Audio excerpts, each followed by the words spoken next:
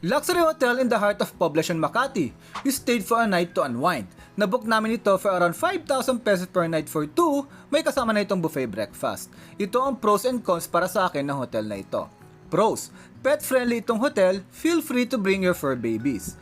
Ang bango ng room, we slept very well sa bed and pillows nila. Working perfectly fine ang aircon at heater. May microwave sa loob ng room. Madaming outlet, tamang-tama sa madaming gadget. May gym, playground, swimming pool at bar. On a weekday, walang tao sa breakfast buffet. Ang sarap ng kape nila. Speaking of kape, maraming malapit ang masasarap na kapihan at kainan dito. Cons, hindi sila naka-Android Smart TV pero may cable naman. Yung room namin which is 1009, walang view. Sa umaga hanggang tanghali, rinig mo ang busina ng mga kotse, pero sa sleeping time, tahimik naman. Nakapag-unwind naman kami ng maayos dito sa hotel at nakapag-food trip sa area. Book this hotel on Klook and use my code for an added 5% discount.